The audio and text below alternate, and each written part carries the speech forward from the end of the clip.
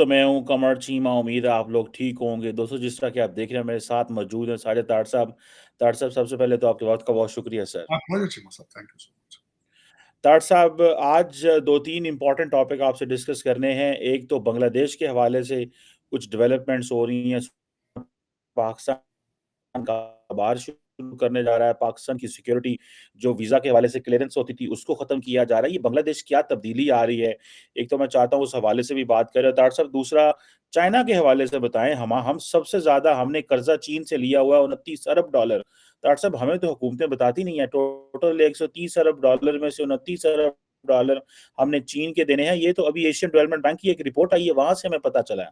और दूसरा तार साहब, सऊदी अरब जो है उसने एक दफ़ा फिर पाकिस्तान के अंदर $3 बिलियन की डिपॉज़िट की जो है उसको एनहांस कर दिया है।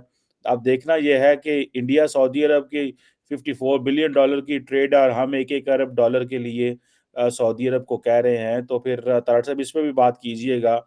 और ये बताएँ कि ज़रा बांग्लादेश से करें। How do you see sir these developments please? Cheema साहब, बांग्लादेश के हालात जो हैं वो दिन-ब-दिन जो है मेरी नज़र में खराब होते जा रहे हैं। उसकी वजह ये है इस वक़्त जो ताज़ा तरीन सूरत-ए-हाल है, सबसे पहले तो मैं बताना चाहूँगा कि मिस्री साहब जो कि भारत के सेक्रेटरी फॉरेन सेक्रेटरी हैं, वो जा रहे हैं वहाँ दौरे पे। फिर उसके बाद वहाँ पे जो एक कौंसल जनरल पे अटैक हुआ है, जिस पे डॉक्टर यूनुस साहब ने भारतीय हाई कमिश्नर को बुला के अपना प्रोटेस्ट किया है। दूसरा 16 दिसंबर आने वाला है। 16 दिसंबर एनिवर्सरी है इस चीज की, पाकिस्तान से आजादी की उनकी एनिवर्सरी आ रही है। तीसरी बात इसके साथ ये है कि इस वक्त China is flexing their muscles. Jamaat Islami जो है इस वक्त वो चाइना में बैठी है, ये भी उसके साथ है। तीसरी इसमें बात है कि बांग्लादेश अब पहले जो चीनी खरीदता था भारत से, वो अब पाकिस्तान से खरीद रहा है। आपको मैं पहले भी बताया था कि अभी रिसेंटली पाकिस्तान का एक जो शिप है मर्चेंट नेवी का, वो भी पहले डायरेक्ट गया है उसमें।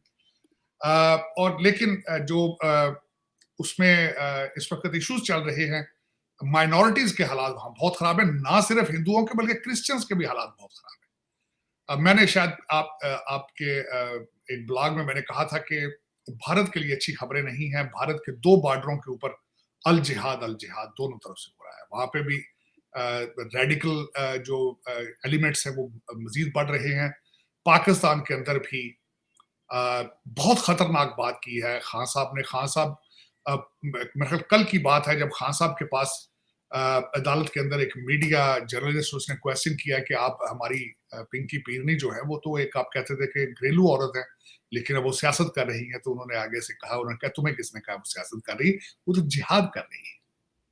तो इस वक्त भारत के आसपास, अभी मैं आगे जाना चाहूंगा, एक और भारत के लिए मुश्किल आ पहुंची है नेपाल में, उसके बारे में भी डिस्कस करना चाहूंगा। लेकिन बांग्लादेश के हालात जो है खराब से खराब तरीन होते जाएंगे, क्योंकि वहां पे जो गवर्नमेंट है उसके पास मैंडेट मौजूद नहीं है, वो इलेक्टेड नहीं है। उसके पीछे उसकी जो इस वक्त उन्होंने खासकर जो इतराजात किए थे भारत के, उन्होंने इतराज था कि भारत हमें रिकग्नाइज करे, हमारी जो रजीम है डॉक्टर यूनुस की। तो फिर उसके बाद खुद मेरा ख्याल अपना होमवर्क भी नहीं करते। मोदी साहब ने उनको कॉन्ग्रेचुलेट किया था, रिकग्नाइज किया था माजी के अंदर, लेकिन उनकी जो ख्वाहिशात हैं वो बिल्कुल दूसरी तरफ हैं। वो अपना फासला बढ़ाते जा रहे हैं भारत के साथ। उनकी डिमांड में एक जो ऐसी डिमांड है जो कि बहुत मुश्किल है पूरी करने, वो हसीना वाजिद को चाहते हैं कि भारत के अंदर लाया जाए। अब वो किस तरह आएंगी, किस तरह वो इनकी डिमांड पूरी की जाएगी। और अनरेस्ट अभी तक मुसलसल चल रही है वहां पे। अभी भी हंगामे मुख्तलिफ शहरों में होते हैं बांग्लादेश के अंदर। जो इकानमी उन्होंने कैचअप की थी, जो बिजनेस उन्होंने कराची से छीना था, जो पहले कॉटन इंडस्ट्री कराची से बिजली ना होने की वजह से या दूसरी वजूहत से ढाका चली गई थी, अब वही इंडस्ट्री वहां से शिफ्ट होके लोग स्पेकुलेट कर रहे हैं कि भारत चली जाएगी। और उसके बाद भारत के अंदर इस वक्त बंगालियों को सुना है होटलों में जगह नहीं दी जाती, लोग मकान किराए के नहीं दे रहे। जाहिर है वहां भी अनरेस्ट हो, वहां भी लोगों का रिटेलिएट तो करेंगे। आप अगर हिंदुओं के साथ बंगाल के अंदर आपने उनके साथ इस तरह करेंगे तो उसका रिटेलिएशन तो होगी। ये तो एक्शन हैज रिएक्शन। इसी तरह पाकिस्तान के अंदर भी मैं आगे चल के मजीद बताऊंगा कि इस वक्त मुख्तलिफ किस्म के एलिगेशन है कि पठानों के खिलाफ इस्लामाबाद के अंदर इसी तरह उनको विक्टिम बनाया जा रहा है। जिस तरह पंजाबियों को शनाख्ती कार्ड दे के बलूचिस्तान में मारा जाता था, यहाँ पे सुना है कि हमारे जो पुलिस वाले भाईजान हैं वो दिहाड़ियां लगा रहे हैं, जो रेडी वाला होता है पकड़ लेते हैं, जिस किसी को पकड़ लेते हैं।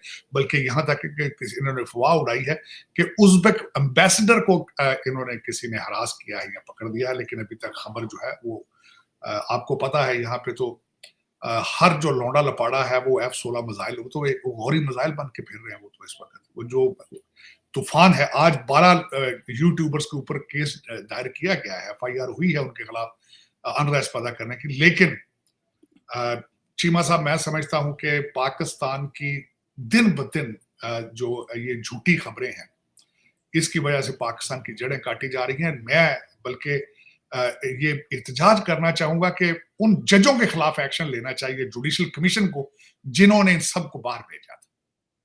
ये गुड टू सी वाले जज जो थे ना, ये सारे इन्होंने ये लौंडा लपाड़ा ना, इन्होंने ECL से इनके नाम निकाल के इनको बाहर भेजा था।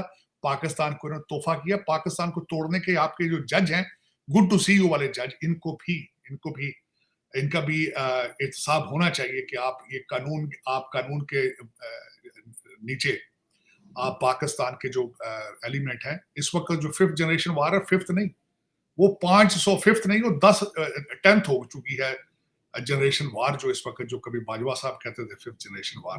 अफसोस है इस वक्त इतना तूफान गर्म है पाकिस्तान के अंदर। मैं खैर पाकिस्तान के टॉपिक को सेपरेट थोड़ा रखना चाह रहा था। जो पाकिस्तान इस वक्त भारत के लिए, मैंने आपको बताया था, पहली तशवीशनाक चीज ये है कि 2 बॉर्डर्स के ऊपर आग लगी हुई है। तीसरा जो एक सबसे बड़ा एलिमेंट हुआ है कि नेपाल के जो शर्मा साहब हैं, जो नए उनके सदर हैं, पहले ट्रेडिशन था वहां पे नेपाल के अंदर, जब भी इलेक्शन जीतता था सदर, तो अपना पहला दौरा भारत का करता था। लेकिन इस दफा वो भारत ने उनको इनविटेशन नहीं भेजी, तो वो उसके रिटेलिएशन में ही हैज गॉन टू चाइना। लेकिन पाकिस्तान के लिए बहुत बड़ी, पाकिस्तान का जो इस वक्त लौंडा लपाड़ा, उनके लिए एक बड़ी खबर है। उसमें एक बहुत बड़ी नसीहत जो है वो पोशीदा है कि नेपाल जो है, खासकर शर्मा साहब की जो स्पेशलिटी ये थी कि इन्होंने जो भारत के कई चीजें जो नक्शे के अंदर थी उनके ऊपर क्लेम कर लिया था, जिसकी वजह से he was not in a good books of India. लेकिन वहां पे कांग्रेस की रिप्रेजेंटेटिव जो उनकी कैबिनेट का हिस्सा है, जो कि गई थी दौरे पर पहले, और उन्होंने भारत के रोड इनिशिएटिव BRI को जब साइन किया, उन्होंने बड़ी खूबसूरत एक बात की थी जो पाकिस्तान के लिए इस वक्त शर्मिंदगी का बायस होना चाहिए। उन्होंने कहा था कि हम BRI साइन करेंगे, लेकिन हम लोन नहीं लेंगे, ग्रांट्स लेंगे। वो जो एक इल्जाम लगाया जाता है चाइना के ऊपर कि प्रेडेटरी लैंडिंग करते हैं, जो उन्होंने जिस तरह श्रीलंका को की थी उन्होंने, या जिस तरीके से अफ्रीकन कंट्रीज को उनकी गवर्नमेंट लोन नहीं देती, बैंकों से लोन लेके देते हैं, जो कि आपने भी लेकर दुबई में प्लाजे बना लिए हैं, लंदन में प्रॉपर्टियां ले ली हैं। उन्होंने नहीं ली। उन्होंने कहा है कि हम ग्रांट्स लेंगे, लेकिन उन्होंने ग्रांट नहीं दी, एड दी है। उसका लफ्ज एड इस्तेमाल किया गया। उन्होंने कहा वो will give you a technical assistance plus aid. तो ये पाकिस्तानियों को सोचना चाहिए कि आप अपने मुल्क के साथ सिंसियर नहीं है। नेपाली जो है वो आपसे एक कदम आगे है, तो ये आपको सोचना चाहिए। आपकी जो एक मुझे चीमा साहब बड़ा दुख हो रहा है कई चीजों का जो पाकिस्तान में इस वक्त हो रही हैं, कि पाकिस्तान के अंदर इस वक्त चीमा साहब एटम बम के बाद सबसे बड़ा प्रोजेक्ट जो था आपके एस्टेब्लिशमेंट का था, वो इमरान नियाजी का प्रोजेक्ट था, जो उनके गले पड़ चुका है। इस वक्त जो सबसे बड़ी खतरनाक बात उन्होंने की है, उन्होंने कहा जी कि हम फौजी फाउंडेशन की बनी हुई प्रोडक्ट जो है, जिनमें उनका सीमेंट है, जिसमें और कई चीजें हैं, उनका हम बाइकाट करेंगे। और इस वक्त खुला के 2 चीजें इस वक्त सबसे ज्यादा ट्रोलिंग हो रही है, गोली क्यों चलाई गई है, गोली क्यों, और दूसरा इस वक्त पाकिस्तान की आर्मी की बनी हुई प्रोडक्ट का बाइकाट। अब उसके ऊपर जब मैंने इस चीज को पढ़ने की कोशिश की, तो ये सारी की सारी, या तो अपने मुर्शद का भी बाइकाट करें, वो भी तो मेड इन आर्मी है, उनको तो चलना ही सिखाया आर्मी थे था। उसकी मैं वजह बताना चाहूंगा। सबसे पहले सेक्रेटरी जनरल जो थे वो जनरल मुजीबुर रहमान थे, बल्कि इनका PTI का मंशूर भी उन्होंने बनाया था। इनकी पहली जो बिल्डिंगें थी, चीजें, वो किराए पे भी उन्होंने ली थी। और उससे पहले चले तो जनरल हमीद गुल जो थे वो इसके फाउंडर्स में शामिल थे। तो आप किस मुंह से कहते हैं कि जी आप जो है वो आर्मी से दूर है, आप किसी और चीज की आप प्रोजेक्ट, बल्कि यहां तक है कि जमाइमा से शादी करने से पहले किसी जर्मन खातून से शादी करना चाहते थे, उसको पाकिस्तान लेकर आए थे, तो जनरल हमीद गुल ने मना किया था, तो ये मना हो गए थे, उनको गुरु समझते थे अपना। तो ये गवर्नमेंट के पाकिस्तान आर्मी का बाइकआउट करने से पहले देख लें कि आप खुद क्या है। आपकी असेंबली के अंदर एक आर्मी का बंदा बैठ के मुसलसल हाजिरियां लगाता था, और आपके मुर्शिद ने बयान दिया था कि मुझसे नहीं चलते थे, ये चलवाते थे साथ, ये पकड़ पकड़ के। और आज मैं जब इसमें मैंने देखा है कि इनके अपने अंदर के हालात क्या हैं, तो अली इस वक्त सबसे बड़ा जिहादी जो इनका है, अली अमीन गंडापुर, उनके वालिद साहब आर्मी से रिटायर्ड। उमर यूब साहब के तो रगों में आज भी मैं समझता हूँ आर्मी का खून जो है दौड़ता होगा। और लेकिन चीमा साहब, आप मैं आज सख्त नाउम्मीद हूं आपसे। मुझे जो टूटी फूटी उम्मीदें थी आपसे, वो खत्म हो चुकी है। उसकी वजह क्या है? कल एक दिन में 70 से 80 लोगों ने जाके डयाला जेल में खान साहब से मुलाकात की। 70 से 80 लोग, जिसमें शेख रशीद साहब हैं, जिन्होंने बाहर आके कहा है कि खान साहब ने मेरी चुम्मी भी ली है। चीमा साहब, जब जेल ही जेल ना हो, आपसे क्या उम्मीद रखेगा? क्या उम्मीद रखेगा आपसे? किसी दुनिया की किसी जेल में एक कैदी के साथ 70 से 80 लोग एक दिन के साथ एक दिन में मुलाकात होती है? उससे एक दिन पहले चले थे, उससे एक दिन पहले चले थे। जो आपके सिस्टम के मुंह पे थप्पड़ है, मुसलसल थप्पड़ है। चीमा साहब एक दिन पहले जब गए हैं वहां पे, जो इनके चेयरमैन उमर साहब ने गौहर साहब ने जब बात की है उनको बताने के लिए, तो उन्होंने कहा नहीं, तू गलत कह रहे हैं, मुझे इंफॉर्मेशन तुमसे अच्छी आती है डेली बेस। या तो उनके पास सैटेलाइट फोन मौजूद है, या शाम को कोई बंदा जाके डेली बेस पे उनको बैठ के हर चीज इन्फॉर्म करते हैं। तो जब जेल जेल ही नहीं है, तो फिर किससे गिला करना? अदालतें अदालतें नहीं है, जेल जेल नहीं है, ये क्या मजाक है? क्या मजाक?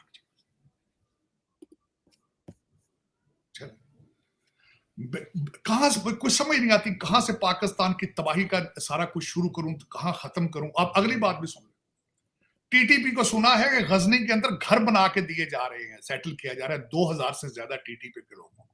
2000 फैमिलियां हैं, या 11 अरब रुपया लगाया जा रहा है, और गल्फ की कुछ स्टेट उसको फाइनेंस कर रही है। ठेका किसके पास है? भारत के पास।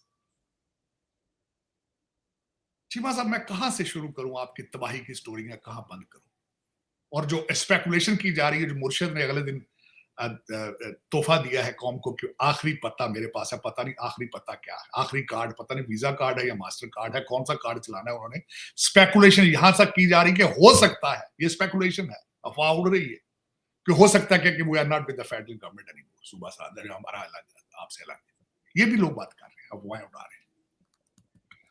लेकिन चीमा साहब, इस तरह मैंने दुनिया में बनाना रिपब्लिक भी इस तरह चलते नहीं देखी। साउथ अमेरिका के अंदर भी बड़ी बड़ी बनाना रिपब्लिक थी, जिसमें यहाँ CIA गेमें करता था। आप you have cross the lines. अब आपके पड़ोसियों को आपसे माफिया में डरना चाहिए उनको कि पता नहीं क्या हो जाए, क्या हो जाए। इतना इतना दुख है। आपकी वो अस्करी बैंक का बाइकाट, सीमेंट का बाइकाट, पता नहीं वो क्या क्या इस वक्त सारा लौंडा लपाड़ा प्रमोट कर रहा है कि हम ये कर देंगे, वो कर देंगे। उधर से अली अमीन गंडापुर कहता है गोली का जवाब गोली से देंगे, फौज के खिलाफ मुसाना ऐलान जंग करता है। पता नहीं आपकी व्हाट इज योर डेस्टिनेशन, मेरी समझ से बाहर है कि आप कहां से आप कहां जाएंगे, मेरी समझ से बाहर। भारत के लिए मजीद मुश्किल से मुश्किल, उनको भी मैं बताना चाहूंगा कि तरक्की आप इतनी कर रहे हो, पड़ोस में आग लगी पड़ी सारी। बांग्लादेश, नेपाल और ये पाकिस्तान, ये किस तरह आगे बढ़ सकोगे आप? और चाइना इस चीज से भरपूर फायदा उठा रहा है, भरपूर। और इसमें अब पता नहीं कि किस तरीके से डॉक्टर जयशंकर इन चीजों को मनूवर करेंगे, किस तरह अपने आप को बचाएंगे, क्योंकि जाहिर है उनकी ग्रोथ जो है वो बहुत, बल्कि थोड़ी सी इकानमी तो उनकी भी पिछले दिनों में स्लो हुई है, लेकिन इतनी नहीं है जितनी कि सोचा जाए कि कोई पता नहीं क्या हो गया। लेकिन वहां पे उनको उनकी वो तो they are moving towards to become a third largest economy on the planet. लेकिन इन 3 जगहों को क्या करेंगे जहां चाइना गेम कर रहा है सारी की सारी। इसमें मैं डायरेक्टली इनडायरेक्टली तो खैर अमेरिका को ब्लेम करूंगा कि बाबा बाइडेन जो है वो मेरा मकसद उनके अपने हालात बड़े अजीब से हैं। कल अफ्रीका में पहुंचे हैं और अंगोला एक जगह है, वहां पे वो फिर रहे हैं इस वक्त, और अजीब सी सूरत हाल है वहां पे भी। वो पहली दफा तो आज तक कोई भी अमेरिकन जो प्रेसिडेंट है पहली दफा वहां पे गया है, और वहां पे जाके वो मुख्तलिफ ब्लंडर कर रहे हैं। वांडा टक्कर एक बंदे को साथ लेके, औरत को लेके गए जिसकी कोई एंट सिस्टर थी, विलियम टक्कर उसका नाम था। अंगोला से वो लाया गया था, पहला अफ्रीकन अमेरिकन जो अमेरिकन सॉइल पर वर्जीनिया में पैदा हुआ, तो उसको साथ लेकर गए हैं। एक म्यूजियम में जाके तो उसने तकरीर फरमाई है वांडा टक्कर ने, और इन्होंने $2,29,000 प्लेट में रख के म्यूजियम को दे दिया। उन्होंने कहा जी यहाँ पे स्लेवरी को बंद नहीं होने देना, इसकी हिस्ट्री को जो रिपब्लिकन चाहते हैं, आप इस स्लेवरी को कैरी ऑन रखें। फिर साथ उन्होंने, जब न्यूयॉर्क पोस्ट में मैं आर्टिकल पढ़ रहा था इसका, उन्होंने कहा जी कि इन्होंने व्हाइट हाउस के अंदर उसी सिनेमा के ऊपर मूवी टिल देखी है, जो 1955 में एक अफ्रीकन अमेरिकन लड़की, एमेट टिल था उसका, टिल लास्ट नेम था, इन्होंने वहां मूवी देखी थी। और वही मूवी थिएटर है जहां पे कभी वुडरो विल्सन ने मूवी देखी थी, बर्थ ऑफ द नेशन, जो कि के कू क्लैक्स क्लैन जो थी, व्हाइट सुप्रीमेसिस्ट डे। तो यहाँ पे ये इनकी अचीवमेंट है, ये अचीवमेंट है जो बाइडेन साहब की। लेगेसी में क्या है कि व्हाइट हाउस के मूवी थिएटर पे उन्होंने मूवी चलाई, इससे आगे लेगेसी तक नहीं जा सके। बाइडेन साहब तरसते रह गए हैं। इनके ये यूज करेंगे लेगेसी में कि मैंने इजराइल और लेबनान का सीज फायर कराया था, लेकिन वो हुआ नहीं है। एक हफ्ते में 52 अटैक किए हैं इजराइल ने लेबनान के ऊपर। वो चीख रहे हैं, कंप्लेन कर रहे हैं वॉशिंगटन डीसी से कि ये किस किस्म का सीज फायर है। लेकिन चीमा साहब, आज जो है और भी एक इंस्टीट्यूट है जिसको सिपरी कहते हैं, उसने आज दुनिया के ऊपर जो असला बना के बेचने वाले मुल्कों के बारे में बताया है। तो 58% असला जो है वो अमेरिका की 4 डिफेंस कंपनियों ने बेचा है, जिनमें जनरल डायनामिक, बोइंग, रेथियन और एक और कंपनी है। लेकिन ये कि उन्होंने इस आर्टिकल को इसमें एक्सप्लेन करने की कोशिश ये की गई है कि दुनिया के हर कॉन्फ्लिक्ट जो है उसके अंदर अमेरिका का हाथ है। बल्कि उसमें खास करके इंडिया का एंगल ये भी है कि इंडिया ने जेट इंजन का वादा किया था, जनरल डायनामिक्स ने, जनरल इलेक्ट्रिक ने किया था, छोटे इंजन बनाने को जो तेजाज में लगने थे, 2025 में डिलीवरी होनी थी, वो नहीं कर पा रहे और इंडिया ने जुर्माना किया। इंडिया इज रिग्रेटिंग कि we have made deal with them, क्योंकि सबसे ज्यादा जो असला चाइना को, इंडिया को देता था रशिया था, लेकिन Russia due to the Ukraine was not able to deliver और डू एनीथिंग। तो इसमें इंडिया ने एक गलती की। अब उनको एहसास हो रहा है कि हमने अमेरिका से ये डील क्यों की थी, वहां पे इंजन बनाने वाली। लेकिन चीमा साहब, इस वक्त दुनिया के अंदर अजीब हालात है। आप तो खैर आगे बढ़ने की बजाय आप बहुत पीछे थे, बहुत डॉक्टर साहब ये दो बातें प्लीज जरा बताइएगा। ये जो आपने बात तो ओवरऑल आपने सही कर दी है, लेकिन डॉक्टर साहब ये जो सबसे ज्यादा जो हमारा कर्जा है वो चाइना की तरफ है, $29 अरब। डॉक्टर साहब क्या हम एक आजाद मुल्क हैं या रह गए हैं? हमारी क्या फॉरेन पॉलिसी कॉम्प्रोमाइज नहीं होगी? जो सऊदी अरब ने हमें $3 अरब की ये जो डिपॉजिट को एक्सटेंड किया है 1 साल के लिए, ये हम चाइना के साथ भी हमारी फॉरेन पॉलिसी कॉम्प्रोमाइज्ड है, मिडल ईस्ट में भी कॉम्प्रोमाइज्ड है। वे डू वी स्टैंड डॉक्टर साहब? हम तो बातें करते हैं कि जिसे वो कहते हैं ना एब्सोल्युटली नॉट। हमारी लीडरशिप वो इमरान खान साहब कहते थे एब्सोल्युटली नॉट, और हर चीज हमारी कॉम्प्रोमाइज हुई पड़ी है। इस पे जरा कमेंट करें जरा। चीमा साहब, कंप्रोमाइज देखें, मैं हमेशा कहता था कि आपकी पॉलिसी सिर्फ एक है, फॉरेन पॉलिसी, कि जहां से डॉलर आए हम उनके साथ, ये आपकी फॉरेन पॉलिसी है। मैं उसकी मिसाल देना चाहूंगा आपको। किसी फर्द वाहिद से पूछें, किसी पाकिस्तानी से पूछें, औरंगजेब साहब कौन है, एमएनए है, किसी पार्टी से है, किस पार्टी, कहां से आए, नंबर 1। दूसरा चीमा साहब, जहां से डॉलर आते हैं, पैसा आता है, साथ लिस्ट उनकी अपनी साथ आती है। दूसरा, आप इंडिपेंडेंट कंट्री में इसलिए नहीं आपको कहूंगा, आपका बजट इस वक्त बनता है वॉशिंगटन डीसी में, आईएमएफ बनाता है। जो कंट्री आपका बजट बनाता है वही आपकी फॉरेन पॉलिसी बनाती है। Simple as is. किसी से पूछ लेंगे आप, दुनिया के किसी पढ़े लिखे जिसके पास पॉलिटिकल पीएचडी इकोनॉमिक्स की है उससे पूछें, किसी से पूछें जिसके पास पॉलिटिकल साइंस की पीएचडी, उससे ये पूछें कि जो कंट्री आपका बजट बना रहा है, how can you separate your foreign policy from that country. इस वक्त आपका foreign policy total Washington DC में बनती है। किसी पाकिस्तानी जी शऊर की, कॉमन सेंस, मैं गलती के साथ ये नहीं कहूंगा कि किसी पाकिस्तानी से पूछें, ज्यादातर पाकिस्तानी इस वक्त जो है वो मुर्शद के मुरीद हैं और आंखों और कानों से बहरे हैं। गाना उनके कान काम करते हैं, ना आंखें काम करती। इसके अलावा अगर कोई पढ़ा लिखा बंदा है उससे पूछें मोहसिन नकवी साहब कौन है? वो हल्का हल्का है, किसी को पता है कि वो कहां से आए हैं? नाजल हुए हैं ऊपर से, फरिश्ते हैं, क्या है? दूसरा चीमा साहब, उसमें मैं ये बताना चाहूंगा कि आपका शहबाज शरीफ साहब का पांचवी मुलाकात है एमबीएस के साथ, पांचवी मुलाकात। और चीमा साहब, दर हकीकत अगर देखा जाए तो दुख के साथ कहूंगा, आपके ग्रास रूट इशू को अभी तक किसी आपके रूलिंग एलीट में से किसी बंदे ने उसको टच ही नहीं किया, टच ही नहीं किया उसको। ग्रास रूट इश्यूज ये है, आपके बच्चे स्कूल में नहीं जा रहे, जो जा रहे हैं वो पढ़ नहीं पा रहे, इंटरनेशनल स्टैंडर्ड पे दे आर नॉट कंपेटेबल। उसके बाद आपकी एक्सपोर्ट के ऊपर तवज्जो नहीं दी जा रही।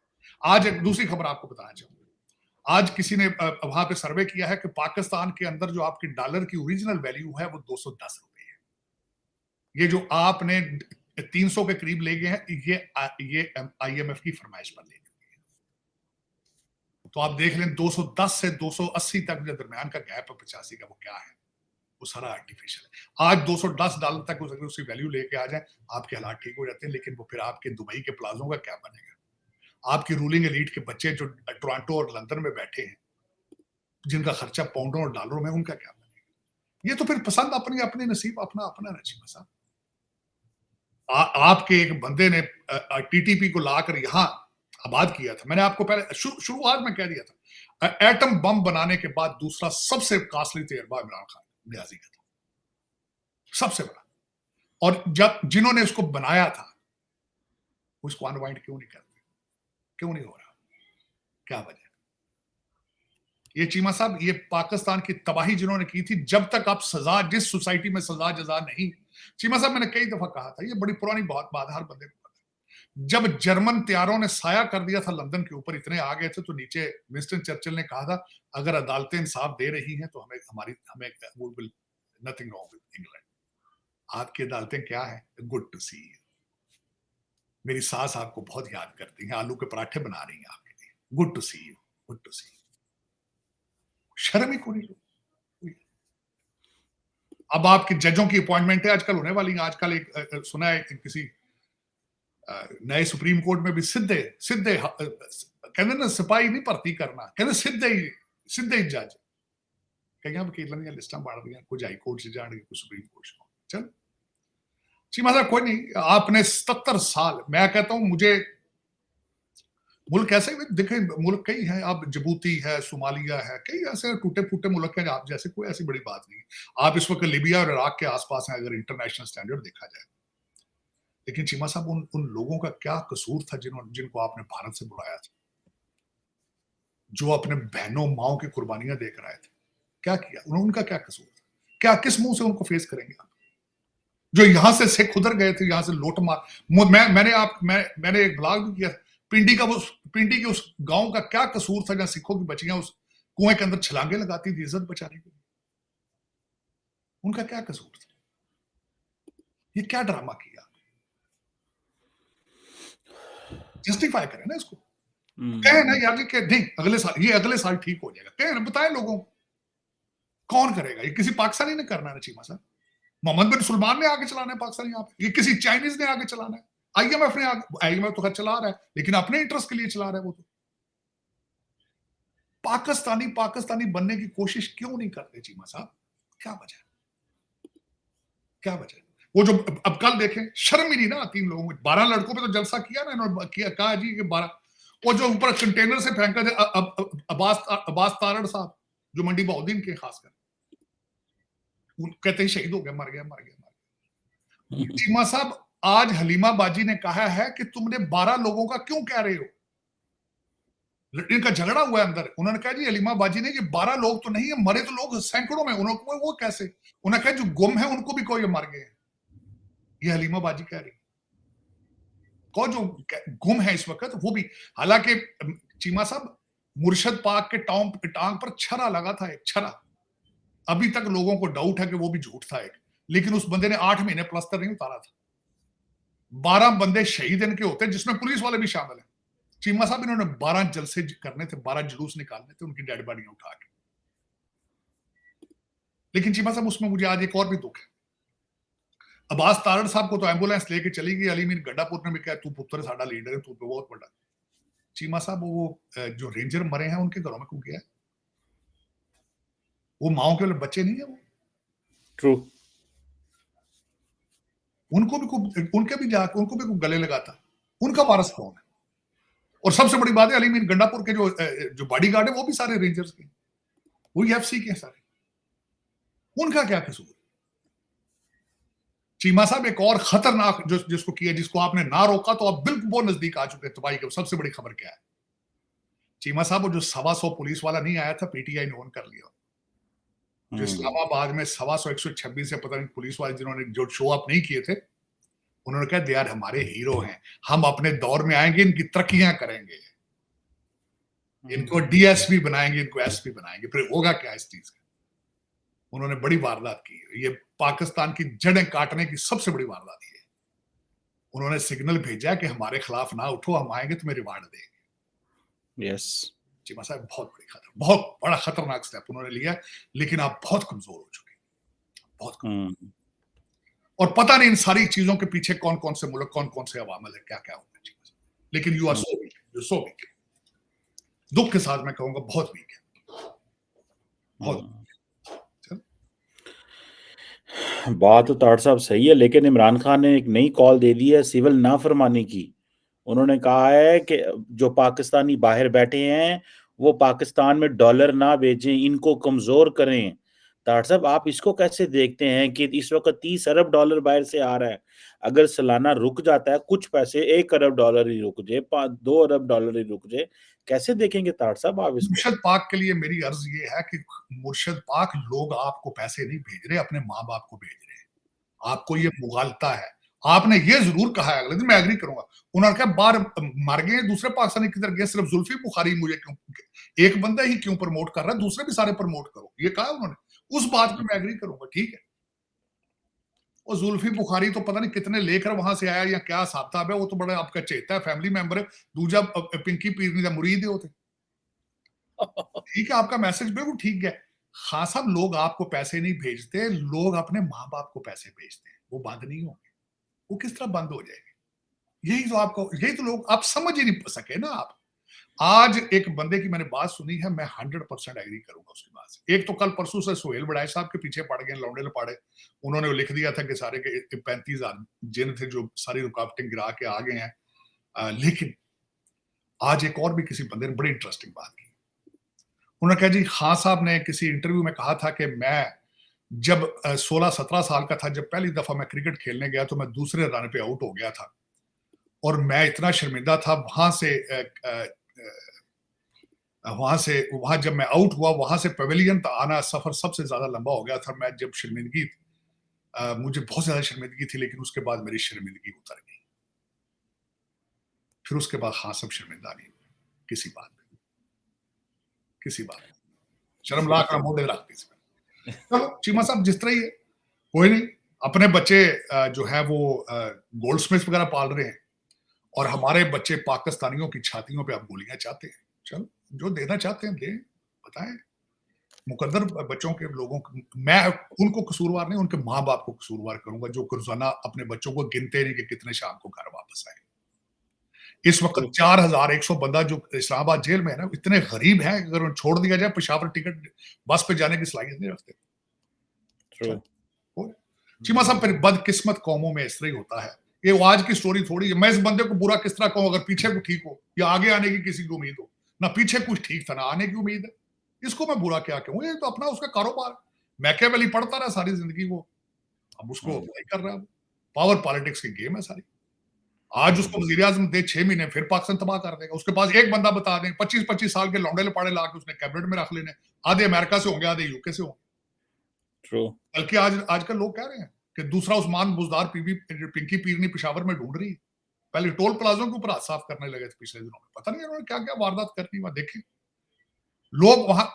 एक और सबसे बड़ी बात, चीमा साहब, उसने सुने 26 एमपीए पेशावर के अंदर उनसे राब्ता किया अली अमीन गंडापुर को उतारने के लिए।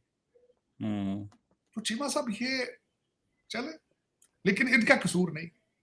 कसूर ये है, मैंने जिस आपको बताया, जो लेकर आए, सिर्फ उनका कसूर। जिन्होंने ये बिल्डिंग खड़ी की थी उन्हें पता है कि इसके हमने शटरिंग किस तरह लगाई थी, उन्हें पता है। वो इस बिल्डिंग के मालिक वो है, इस बिल्डिंग के मालिक।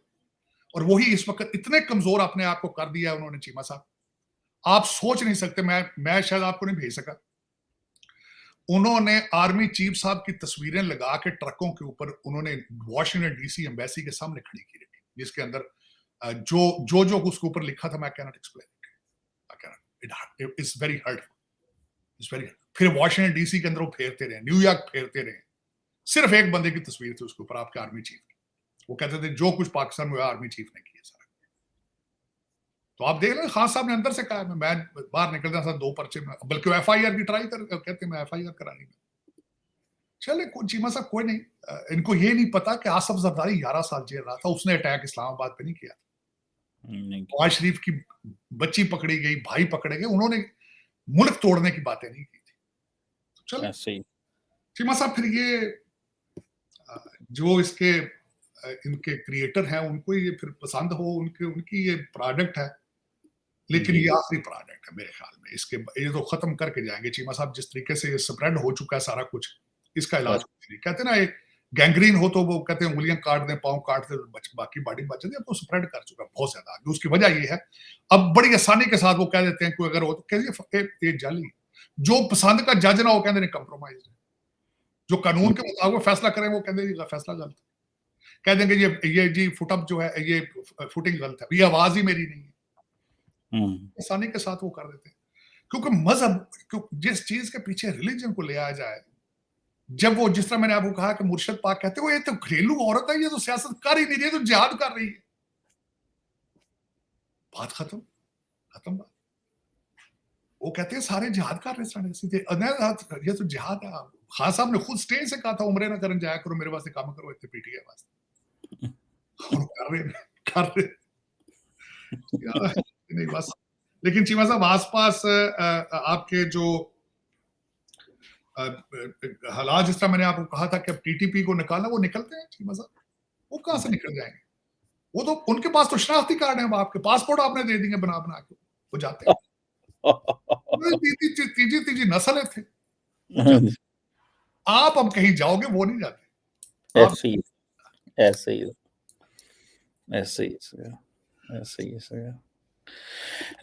बिल्कुल ठीक है sir, thank you very much. देखते हैं कि पाकिस्तानी अवाम अब पैसे देने बंद करती है या कि नहीं करती। ये एक नई तारीख लिखी जाएगी। और आपने बिल्कुल सही कहा कि वो पैसे अपने माँ बाप को भेजते हैं, अपने बच्चों को भेजते हैं।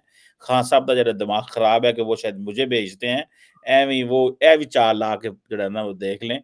पाकिस्तान की नफरत जरूर करें सिस्टम से, मुखालफत जरूर करें, पर उतना ना करें कि पाकिस्तान को नुकसान हो।